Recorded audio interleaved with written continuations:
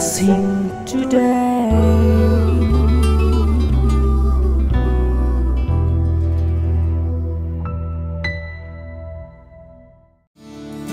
This program is sponsored by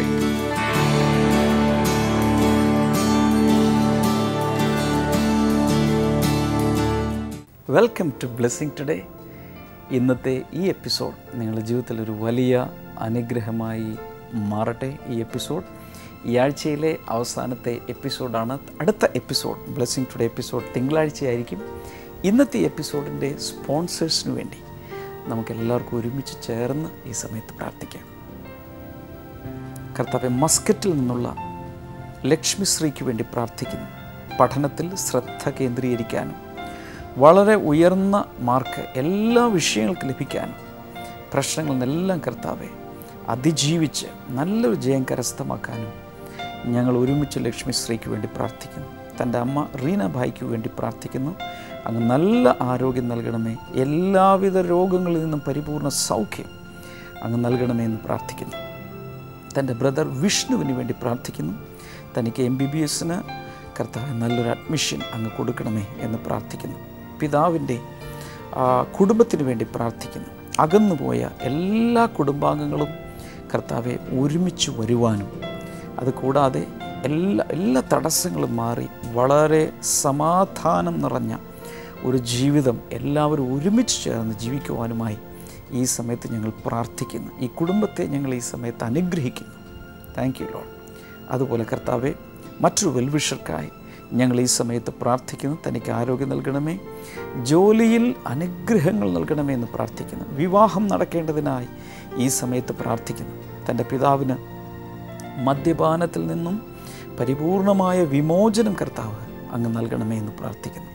തൻ്റെ സഹോദരിയുടെ വിദ്യാഭ്യാസത്തിനും ഭാവിക്കുമായി ഞങ്ങൾ ഈ സമയത്ത് പ്രാർത്ഥിക്കുന്നു. ഈ കുടുംബം മുഴുവൻ ദൈവിക സമാധാനത്താൽ നിറയേണ്ടതിനായി അങ്ങയോട് ഞങ്ങൾ പ്രാർത്ഥിക്കുന്നു. Thank you Lord. ഇന്നത്തെ 2 സ്പോൺസറെ അങ്ങയുടെ നാമത്തിൽ ഞങ്ങൾ ഈ സമയത്ത് അനുഗ്രഹിച്ചിരിക്കുന്നു. യേശുവിൻ്റെ നാമത്തിൽ തന്നെ ആമേൻ. Thank you sponsors for sponsoring today's episode.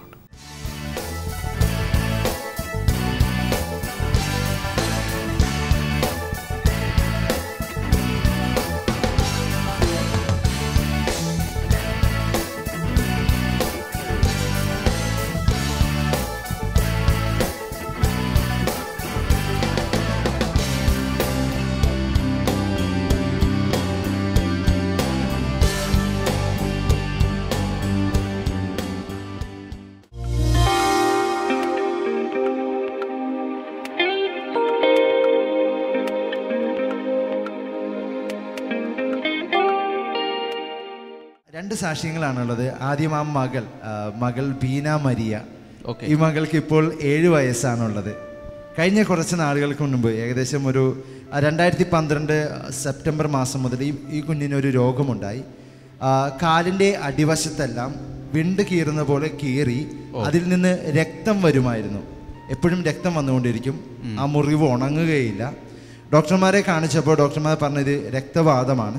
കുറേ നാൾ മരുന്ന് കഴിച്ചാൽ മാത്രമേ കുറച്ചെങ്കിലും കുറയുകയുള്ളൂ എന്നാണ് ഡോക്ടർമാർ പറഞ്ഞത്.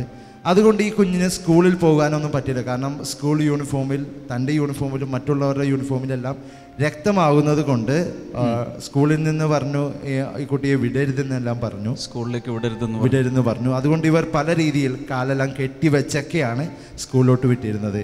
ഓക്കെ. ഇതുപോലെ പ്രയാസപ്പെട്ടുകൊണ്ടിരിക്കുമ്പോഴാണ് ഇവർ ബ്ലെസ്സിങ് ടുഡേ എപ്പിസോഡ് ഒരു ദിവസം കാണുവാനിടയായി.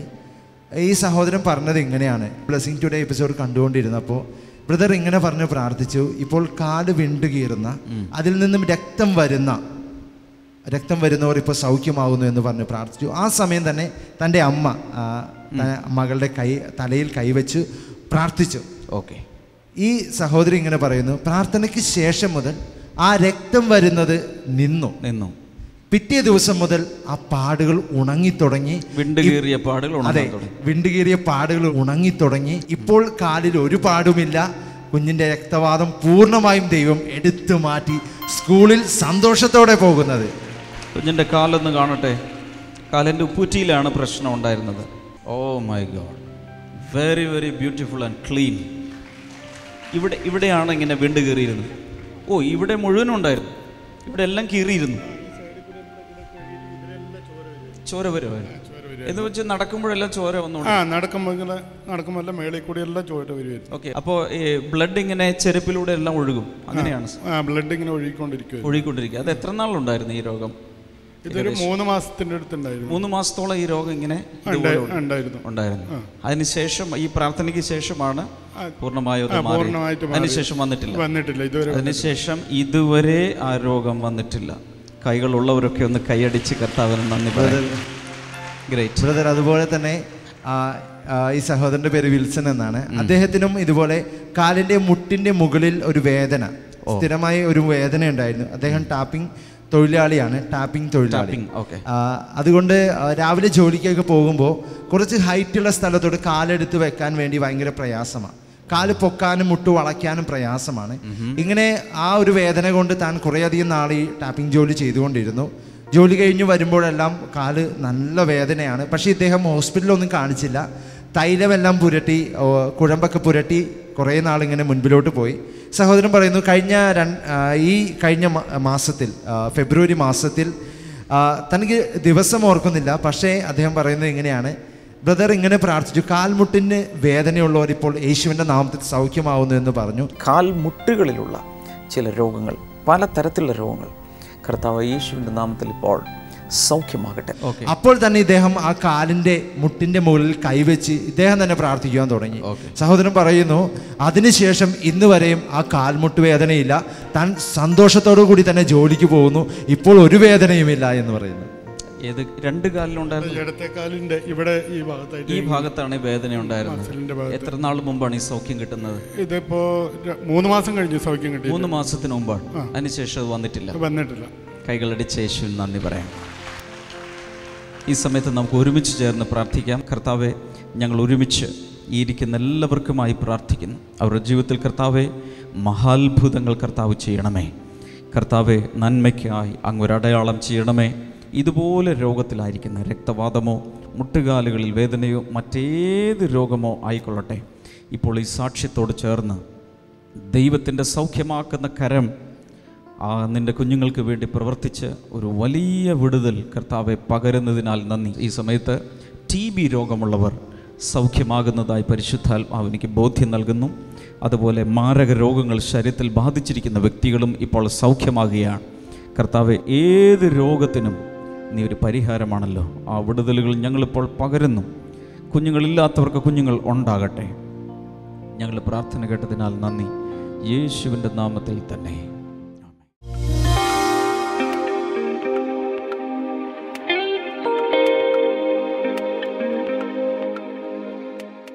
ദൈവത്തിന് എല്ലാം അറിയാമെങ്കിൽ എൻ്റെ ഭാവി ദൈവത്തിന് അറിയാം.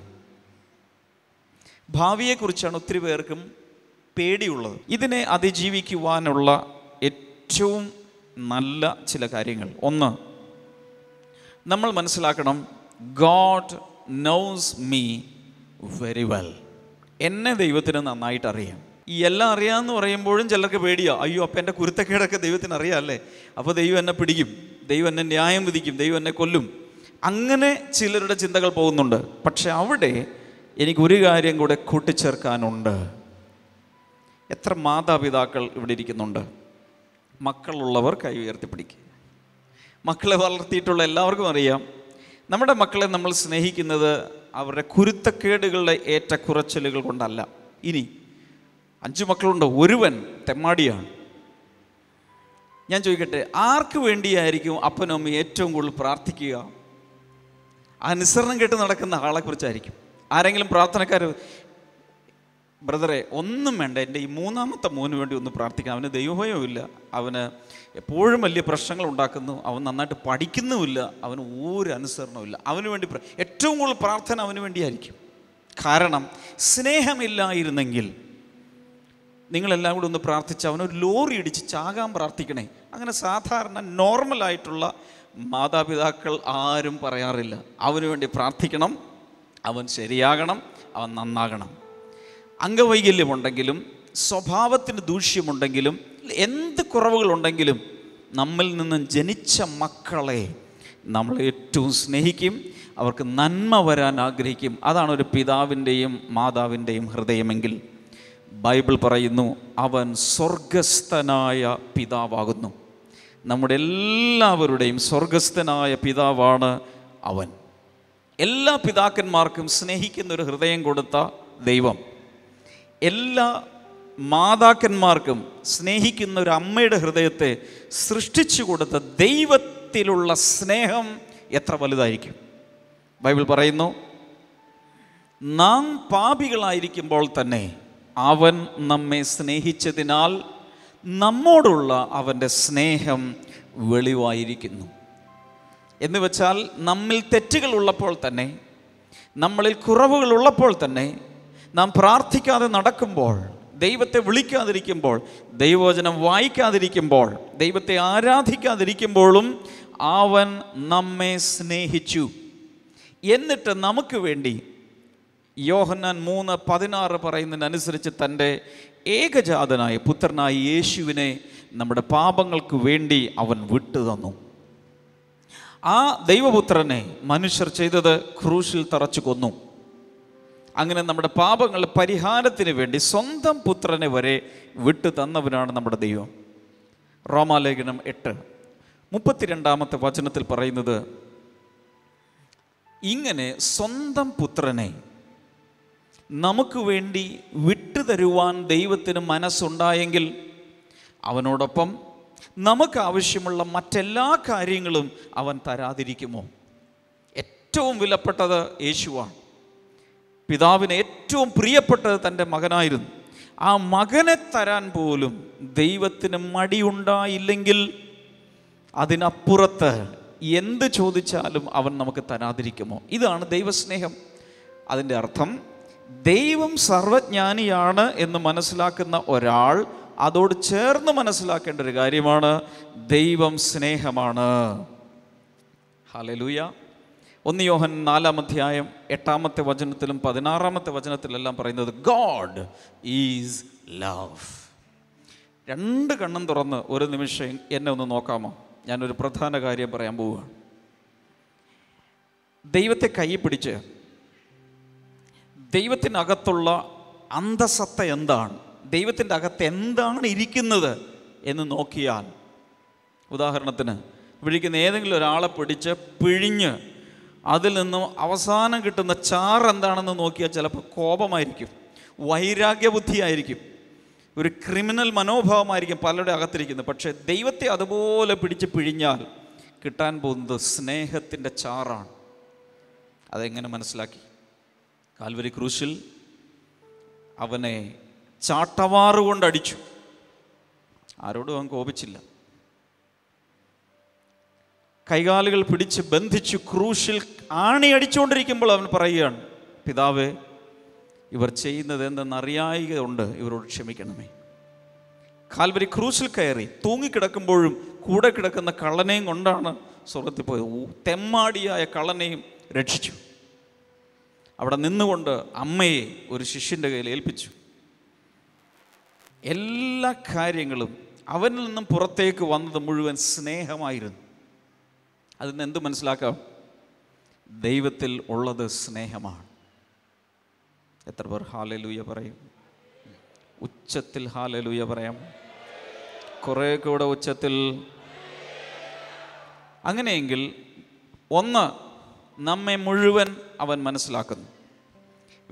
ഒത്തിരി പേരുടെ പരാതിയാണ്, എന്നെ ആരും മനസ്സിലാക്കുക, എൻ്റെ വീട്ടുകാർക്ക് എന്നെ മനസ്സിലാകുന്നില്ല, ഞാൻ ഇത്രയൊക്കെ ചെയ്തിട്ടും എൻ്റെ വീട്ടുകാർക്ക് എന്നെ മനസ്സിലാകുന്നില്ല. ഭാര്യമാരുടെ പരാതിയാണ്, എൻ്റെ ഭർത്താവിന് എന്നെ മനസ്സിലാകുന്നില്ല. എത്രയൊക്കെ സ്നേഹിച്ചിട്ടും രാവിലെ ബ്രേക്ക്ഫാസ്റ്റ്, ഉച്ചയ്ക്കുള്ള ലഞ്ച്, വൈകിട്ടത് ചായ, കുളിക്കാൻ വേണ്ടി ചൂടുവെള്ളം, ചെരുപ്പ് കഴുകി കൊടുക്കുന്നു, തലമുടി ചെയ്യി കൊടുക്കുന്നു, എന്തെല്ലാം ചെയ്തിട്ടും എൻ്റെ ഭർത്താവിന് എന്നെ മനസ്സിലാകുന്നില്ല. ഭാര്യമാർക്ക് ഇങ്ങനെയാണ് പറയുക, ഭർത്താവിന് ഇത് തന്നെ, ഞാൻ ഈ രാപകൽ അധ്വാനിച്ച് എൻ്റെ ഭാര്യയ്ക്ക് വേണ്ടി, മക്കൾക്ക് വേണ്ടി ഇതെല്ലാം കൊടുത്തിട്ട് അവൾക്ക് എന്നെ മനസ്സിലാകുന്നില്ല. മാതാപിതാക്കൾക്ക് മക്കളെക്കുറിച്ച് പരാതിയുണ്ട്. അവർ ഇത്രയൊക്കെ മുലയൂട്ടി വളർത്തി ഒക്കെ സ്നേഹം കാണിച്ചിട്ടും അവർക്ക് ഞങ്ങളെ മനസ്സിലാകുന്നില്ല. പിള്ളേർക്കുണ്ട്, ഞാൻ എത്രയൊക്കെ പഠിച്ചു, മാർക്ക് മേടിച്ചാലും അപ്പനും അമ്മയ്ക്കും പരാതി മാത്രം. അതുകൊണ്ട് ഞങ്ങളെ അപ്പനും അമ്മയ്ക്കും മനസ്സിലാകുന്നില്ല. ഇതൊക്കെ നമ്മൾ കുടുംബമായി ജീവിക്കുമ്പോൾ, സോഷ്യൽ ബീയിങ്സായി ജീവിക്കുമ്പോൾ അങ്ങോട്ടും ഇങ്ങോട്ടും പരാതിയുണ്ട്. അതിൽ ആരെയും പറഞ്ഞിട്ട് ഒരു കാര്യവുമില്ല. നമ്മളെ പൂർണ്ണമായി മനസ്സിലാക്കുവാൻ നമ്മെ നിർമ്മിച്ച ദൈവത്തിന് മാത്രമേ സാധിക്കൂ. ഇരമ്യാവിൻ്റെ പുസ്തകം ജെറമായ 29-ാം അധ്യായം 11-ാമത്തെ വചനം മുതൽ താഴേക്ക് വായിച്ചു നോക്കണം. അവിടെ എഴുതിയിരിക്കുന്നത്, നമ്മെക്കുറിച്ച് നല്ല പദ്ധതികൾ മാത്രമാണ് ദൈവത്തിന് ഉള്ളത്. ഉദാഹരണത്തിന് ശ്രദ്ധിച്ചു കേൾക്കണം. മക്കളെക്കുറിച്ച് എല്ലാ മാതാപിതാക്കൾക്ക് എന്തുണ്ട്? നല്ല നല്ല ആഗ്രഹങ്ങളുണ്ട്. ഉദാഹരണത്തിന് ഒരു പെൺകുഞ്ഞ് വളരുമ്പോൾ തന്നെ സാധാരണ മാതാപിതാക്കളുടെ അകത്ത് ഈ കുഞ്ഞിന് നല്ലൊരു ഭാവി ഉണ്ടാകണം, നല്ലൊരു കുടുംബജീവിതം ഉണ്ടാകണം, നല്ലൊരു വരനൊക്കെ, ഇതെല്ലാം പ്ലാനാണ്. അതുകൊണ്ട് എന്ത് ചെയ്യും?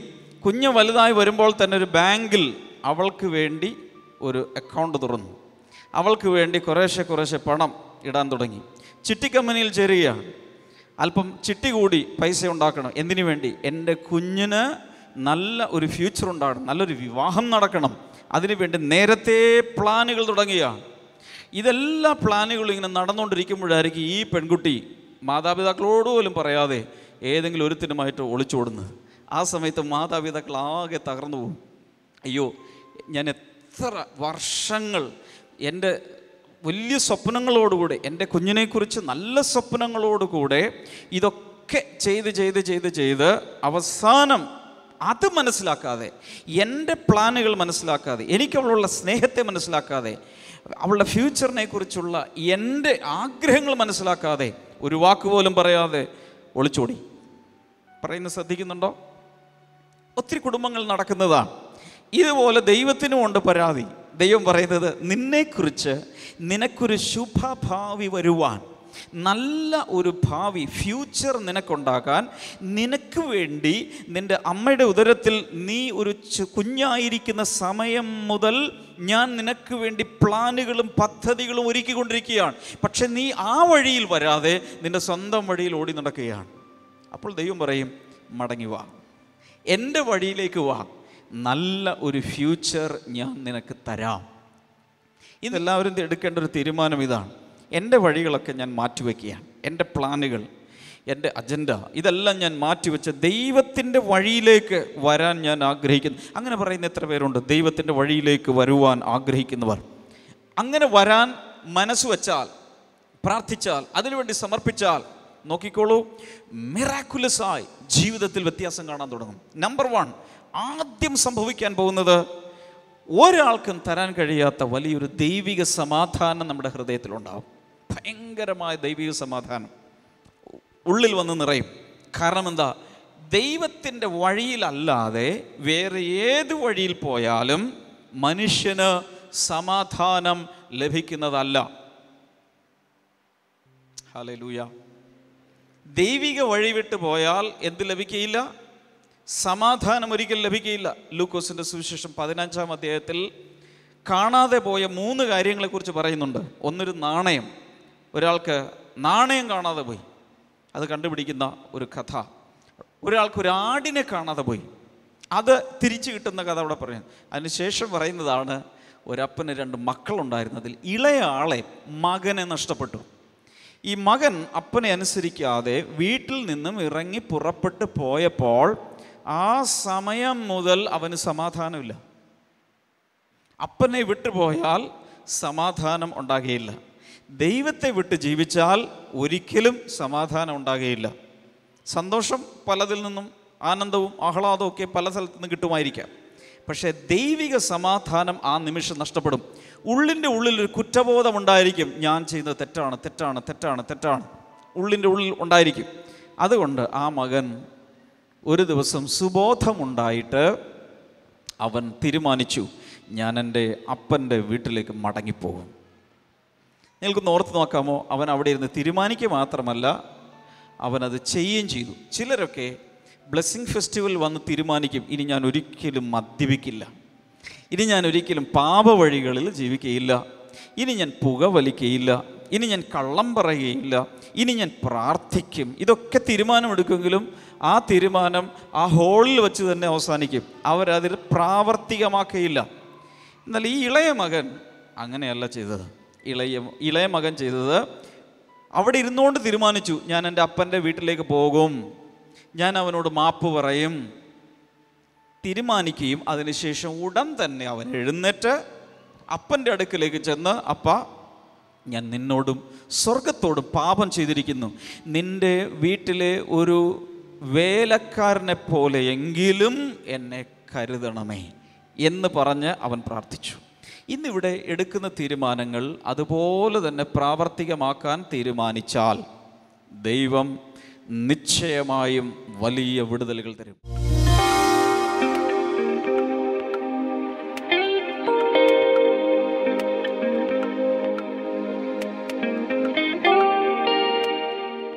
ഈ സമയത്ത് വിശ്വാസത്തോടെ നമ്മൾ ഒരുമിച്ച് പ്രാർത്ഥിക്കാൻ പോവുകയാണ്. വലിയ കർത്താവേ, നിൻ്റെ കൈ നീട്ടി നിന്നിൽ ആശ്രയിച്ച് നിന്നിൽ പ്രത്യാശ അർപ്പിച്ച് ഇരിക്കുന്ന ഓരോരുത്തരെയും കർത്താവേ അങ്ങ് തൊട്ട് അനുഗ്രഹിക്കണമേ, സൗഖ്യമാക്കണമേ എന്ന് ഈ സമയത്ത് പ്രാർത്ഥിക്കുന്നു. തലയുടെ ഒരു ഭാഗത്ത് ഭയങ്കരമായ വേദനയുള്ള ഒരു വ്യക്തിയെ കർത്താവ് സൗഖ്യമാക്കുക. അവിടെ വേദന വരുമ്പോൾ നിങ്ങൾ തല ഇങ്ങനെ താഴേക്ക് ഇങ്ങനെ എന്തിലെങ്കിലും കുത്തിപ്പിടിക്കുന്നു, അതുപോലൊരു പെയിൻ ഈ ഭാഗത്ത് വരും. കർത്താവ് നിങ്ങളെ അത്ഭുതകരമായി സൗഖ്യമാക്കുകയാണ്. കാതുകളുടെ അകത്ത് ഭയങ്കരമായൊരു മൂളൽ ശബ്ദം കേൾക്കുന്ന ചില വ്യക്തികൾ, യേശുവിൻ്റെ നാമത്തിൽ ആ പ്രയാസം മാറിപ്പോകട്ടെ. അതുപോലെ മൂക്കിൻ്റെ അകത്ത് മാംസ വളർച്ചയുണ്ടായി ശ്വസനത്തിന് ഭയങ്കരമായ പ്രയാസം അനുഭവിക്കുന്ന ചില വ്യക്തികളെ കർത്താവ് അത്ഭുതകരമായി ഈ സമയത്ത് സൗഖ്യമാക്കുന്നുണ്ട്. Thank you Lord. അതുപോലെ ലങ്സിനകത്ത്, ശ്വാസകോശങ്ങൾക്കകത്ത് തകരാറ് സംഭവിച്ച ചിലരെ കർത്താവ് ഈ സമയത്ത് സൗഖ്യമാക്കുന്നു. വയറിൽ ബാധിച്ചിരിക്കുന്ന ക്യാൻസർ യേശുവിൻ്റെ നാമത്തിൽ ഇപ്പോൾ സൗഖ്യമാകട്ടെ. Thank you Jesus. പൂർണ്ണ സൗഖ്യം ഉണ്ടാകട്ടെ. അസ്ഥികളെ ബാധിച്ചിരിക്കുന്ന രോഗങ്ങൾ, അസ്ഥികളുടെ അകത്തുള്ള മജ്ജയെ, ബോൺ മാരോ ബാധിച്ചിരിക്കുന്ന രോഗങ്ങൾ യേശുവിൻ്റെ നാമത്തിൽ ഇപ്പോൾ സൗഖ്യമാകട്ടെ. Thank you Jesus. അതുപോലെ 2 പാദങ്ങളിലും നീര് വന്ന് വീർത്തിരിക്കുന്ന, നാളുകളായിട്ട് നീര് വന്ന് അതുപോലെ തന്നെ കിടക്കുകയാണ്. യേശുവിൻ്റെ നാമത്തിൽ ആ 2 കാലുകളും നോർമലായി മാറട്ടെ, നീര് വറ്റിപ്പോകട്ടെ. മക്കളില്ലാത്തവർക്കായി പ്രാർത്ഥിക്കുന്നു. അത്ഭുതകരമായി കർത്താവേ, നീ അവർക്ക് കുഞ്ഞുങ്ങളെ കൊടുക്കണമേ. അതുപോലെ ഡയബറ്റീസ് പ്രശ്നമുള്ള വ്യക്തികളിപ്പോൾ യേശുവിൻ്റെ നാമത്തിൽ സൗഖ്യമാകട്ടെ. Thank you Jesus. യൂറിനറി ബ്ലാഡറിന് കുഴപ്പമുള്ള ചിലർ ഇപ്പോൾ വിടുതൽ പ്രാപിക്കുന്നു. അതുപോലെ പ്രോസ്ട്രേറ്റ് ഗ്ലാൻഡിന് പ്രയാസമുള്ള ചില പുരുഷന്മാർ ഇപ്പോൾ യേശുവിൻ്റെ നാമത്തിൽ സൗഖ്യമാകട്ടെ. ഓവറിയിലുള്ള സിസ്റ്റുകൾ മാറട്ടെ. യൂട്രസിലെ മുഴകൾ യേശുവിൻ്റെ നാമത്തിൽ മാറിപ്പോകട്ടെ. ഫുഡ് അലർജി യേശുവിൻ്റെ നാമത്തിൽ ഇപ്പോൾ സൗഖ്യമാകും. ദൈവികമായ ഒരു വലിയ വിടുതൽ കർത്താവ് ഓരോരുത്തർക്കും അങ്ങ് കൽപ്പിക്കുന്നതിനാൽ നന്ദി പറയുന്നു. Thank you Jesus. കർത്താവെ, നീ ഞങ്ങളുടെ പ്രാർത്ഥന കേട്ടതിനാൽ നന്ദി. ഓരോരുത്തരെയും സ്പർശിച്ചതിനായി നന്ദി. വളരെ ശക്തമായി കർത്താവിനോട് പറയുന്നു, മദ്യപാനത്തിന് അടിമകളായ ചിലരെ ഈ സമയത്ത് കർത്താവ് ഒരു വലിയ സ്വാതന്ത്ര്യം നൽകിയാണ്. മദ്യപാനത്തിന് മാത്രമല്ല, പുകവലി, അതുപോലെ മറ്റുള്ള ലഹരി വസ്തുക്കളുടെ ഉപയോഗം, ഇതിൽ നിന്നൊക്കെയും ഒത്തിരി നിങ്ങൾ ശ്രമിച്ചു, തീരുമാനിച്ചു, ട്രീറ്റ്മെൻ്റ് എടുത്തു, സാധിച്ചില്ല. പക്ഷേ യേശു നിങ്ങളെ ഇന്ന് സ്വതന്ത്രമാക്കുന്നു. അതുപോലെ ഭയപ്പെടുത്തുന്ന സ്വപ്നങ്ങൾ കാണുന്ന ചില വ്യക്തികൾ ഇന്ന് സ്വതന്ത്രമാകുകയാണ്. അവരുടെ മനസ്സ് ഇപ്പോൾ പൂർണ്ണമായും വിടുതൽ പ്രാപിക്കട്ടെ. കർത്താവ് ഞങ്ങളുടെ പ്രാർത്ഥന കേട്ടതിനാൽ നന്ദി. യേശുവിൻ്റെ നാമത്തിൽ തന്നെ ആമേൻ. ഇന്നും നാളെയും നടക്കുന്ന ബ്ലെസ്സിങ് ഫെസ്റ്റിവലിലേക്ക് എല്ലാവർക്കും സ്വാഗതം. നിങ്ങളുടെ അടുക്കൽ പേഴ്സണലായി വന്ന് ഞാൻ നിങ്ങളെ ക്ഷണിക്കുകയാണ്. Please do come. മാത്രമല്ല, ബ്ലെസ്സിങ് ടുഡേ എപ്പിസോഡുകളിലൂടെ നിങ്ങൾക്ക് ലഭിക്കുന്ന അനുഗ്രഹങ്ങൾ, രോഗസൗഖ്യങ്ങൾ, അത്ഭുതങ്ങൾ, ഇതൊക്കെ എന്താണ് എന്ന് കേൾക്കാൻ ഞങ്ങൾക്ക് താല്പര്യമുണ്ട്. തീർച്ചയായും ഒന്ന് പറയണം. അതുപോലെ അനുഗ്രഹങ്ങളും വിടുതലുകളും സൗഖ്യങ്ങളും വേണ്ടവർക്ക് വന്ന് നിങ്ങൾക്ക് വിശ്വാസത്താൽ അത് സ്വീകരിക്കാൻ കഴിയും. കർത്താവ് ഒത്തിരി അനുഗ്രഹിക്കട്ടെ. ഈ ബ്ലെസ്സിങ് ഫെസ്റ്റിവലുകളിൽ വരുമ്പോൾ പ്രത്യേകിച്ച് ഓർക്കേണ്ടത് എൻ്റെ പ്രാർത്ഥനാ ഡയറി എന്ന ഈ പുസ്തകം ഇംഗ്ലീഷിലും മലയാളത്തിലും പ്രസിദ്ധീകരിക്കപ്പെട്ടിട്ടുണ്ട്. ഈ പുസ്തകങ്ങൾ കൈവശമാക്കാൻ, ഇത് കൂടാതെ വേറെയും പല പുസ്തകങ്ങൾ പ്രസിദ്ധീകരിക്കപ്പെട്ടിട്ടുണ്ട്, അത് കൈവശമാക്കാൻ മറക്കരുത്. ഈ പുസ്തകം നിങ്ങളുടെ പ്രാർത്ഥനാ ജീവിതത്തെ ഒത്തിരി പരിപോഷിപ്പിക്കുകയും ഒത്തിരി കർത്താവിന് പ്രാപിക്കാൻ നിങ്ങളെ സഹായിക്കുകയും ചെയ്യും. കർത്താവ് എല്ലാവരെയും ധാരാളമായി അനുഗ്രഹിക്കട്ടെ. അതുകൂടാതെ ഞായറാഴ്ചകളിൽ എല്ലാ ബ്ലെസ്സിങ് സെൻറ്ററുകളിലും രാവിലെ 9:30 മണി മുതൽ പ്രത്യേകമായ അനുഗ്രഹിക്കപ്പെട്ട മീറ്റിങ്ങുകൾ നടക്കുകയാണ്. ദൈവവചനം ശ്രദ്ധിക്കുവാൻ ലൈവ് ടെലികാസ്റ്റിലൂടെ എല്ലായിടങ്ങളിലും ഒരേ സന്ദേശം ലഭ്യമാകുന്നുണ്ട്. അതിലേക്ക് വരികയും അങ്ങനെ ഒരു പ്രത്യേകമായ ഫെലോഷിപ്പിൽ വളരാൻ നിങ്ങൾക്കൊരു വലിയ അവസരം ദൈവം ഒരുക്കിയിട്ടുണ്ട്. You are invited to these blessing centres. തിങ്കളാഴ്ച നമുക്ക് ബ്ലെസ്സിങ് ടുഡേ എപ്പിസോഡുകളിലൂടെ വീണ്ടും കാണാം. God bless you all. By.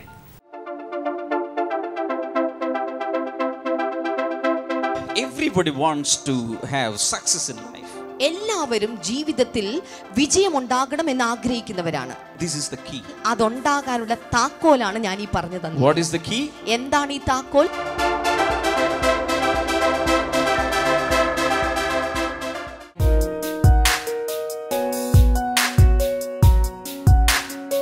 Bible ആനിലേക്ക് വീണ്ടും സ്വാഗതം.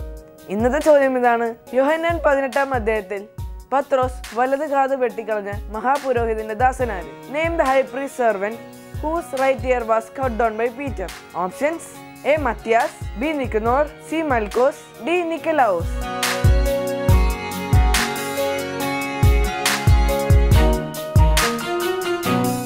നിങ്ങളുടെ ഉത്തരങ്ങൾ 9645221221 എന്ന നമ്പറിലേക്ക് SMS ചെയ്യുക. ചെയ്യേണ്ട format BT space ABC or D space നിങ്ങളുടെ പേരും പൂർണ്ണ മേൽവിലാസവും. നിങ്ങളുടെ ഉത്തരങ്ങൾക്ക് സമ്മാനങ്ങൾ നൽകുന്നത് OM ബുക്സ് ആണ്.